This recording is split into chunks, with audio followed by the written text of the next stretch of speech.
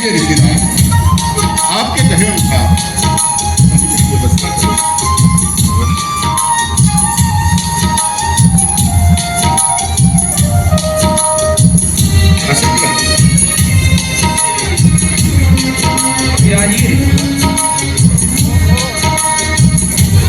गुरुदेव, आपने आसन चाहिए।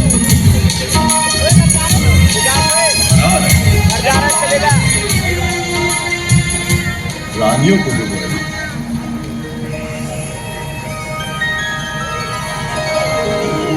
आप देख लीजिए, व्यवस्था में किसी प्रकार की कोई कमी नहीं। आप चिंता ना करें महाराज,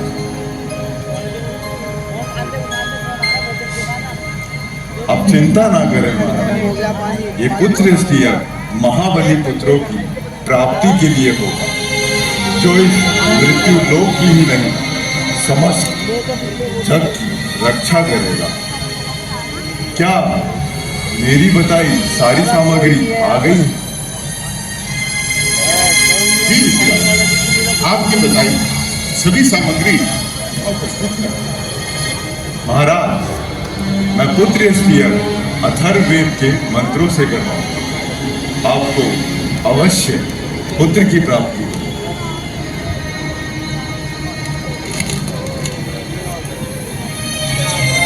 और इस प्रकार श्रृंग ऋषि द्वारा पुत्रेष्ठ यज्ञ आरंभ हुआ।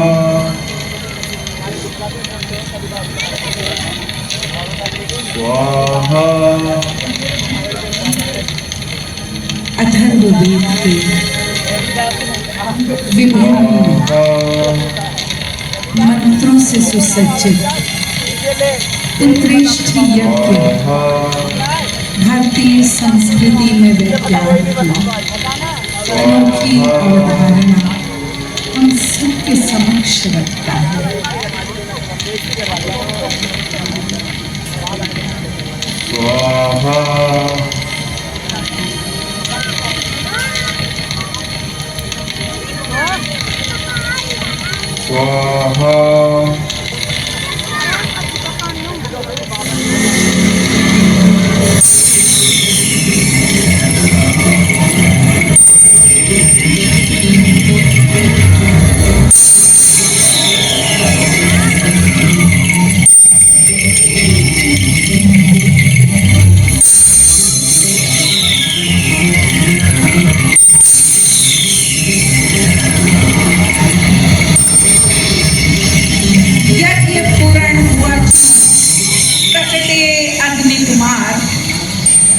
और अग्नि कुमार को समक्ष पा श्रृंग ऋषि अपने अनुसंधान के अगले चरण की ओर बढ़े।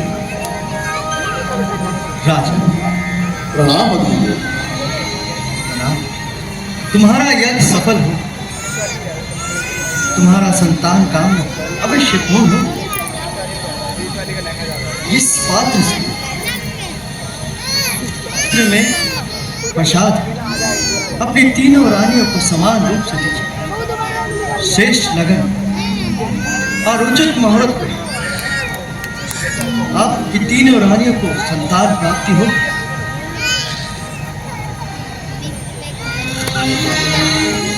धन्यवाद अग्निदेव। कल्याण।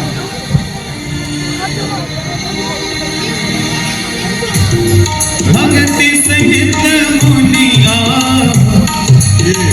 भक्ति सहित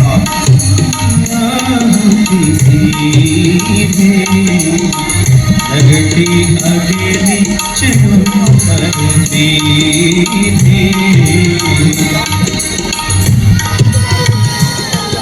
दशरथ, ये देवों का प्रसाद आप तीनों महारानियों को वितरित करवाओ। कैसी आज्ञा ऋषिराज?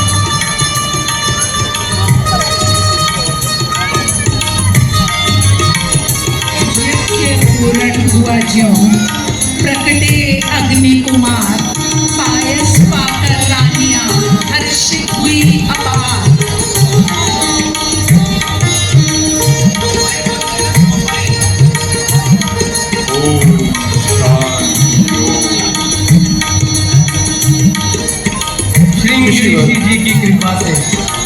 ये यज्ञ संपन्न हो।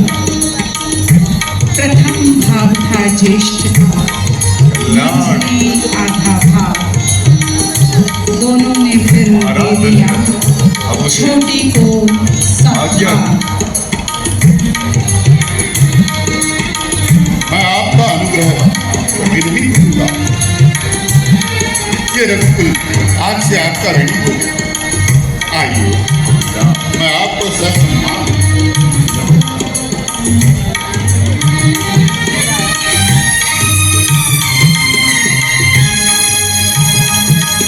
चलिए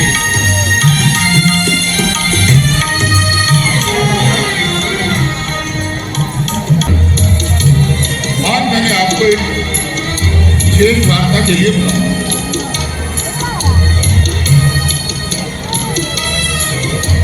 क्या बात है? गुरुदेव, आप तो जानते हैं कि वैसे तो युद्ध के समय मेरी भुजाएं बढ़त होती हैं। विधाता का दिया कार्य सुखी सब, परंतु गगन में चमकने वाला चंद्रमा और आकाश में विचरने वाला सूर्य जब भी मेरी ओर देखता होगा तो सोचता होगा कि इसका क्या है दशरथ के पास। पर्वत के सामान बलिष्ठ भुजा वाले राजा। क्या बात है? अपनी बातें आप इस क्षमता से कहें। मैं वही तो आपको निवेदन कर रहा हूँ। सब कुछ होने के पश्चात भी एक रिक्तता मेरे जीवन में है।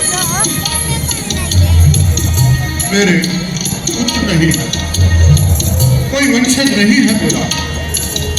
मैं सोच रहा हूँ कि क्या रघुवंश मेरे पश्चात समाप्त हो जाएगा। क्या मेरे घर में कभी बाल की किलकारियां नहीं गूंजेगी, बाल विलोप नहीं होगा। क्या मैं यूं ही पुत्रहीन होकर तड़पता हुआ इस संसार से जाऊं? हे गुरुदेव, अब आप ही मेरा मार्गदर्शन कीजिए। क्या आपको कोई विचार पूछता है? राजन, शास्त्रों में अश्वमेध यज्ञ का अनुष्ठान पुत्र प्राप्ति के लिए। अश्वमेध यज्ञ के उपरांत आपकी मनोकामना अवश्य पूर्ण हो। उचित है गुरुदेव, मैं तुरंत ही अश्वमेध यज्ञ की तैयारियां प्रारंभ करवाता हूं। सरयू तट के किनारे यज्ञ भूमि का निर्माण किया जाए। जैसे आज्ञा गुरुदेव।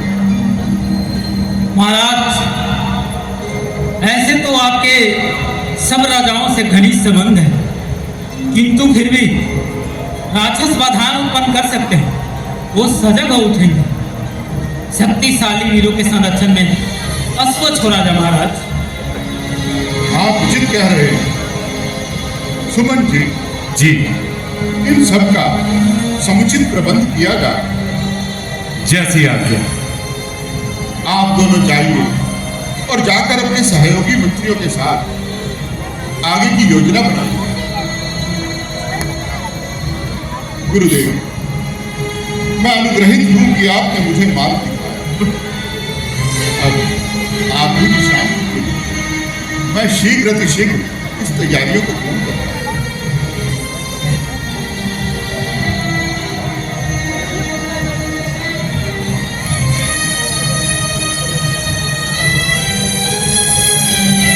मंत्रीवर, आप इन तैयारियों में नदियों का जल एकत्र करने का कार्य कीजिए। जाइए।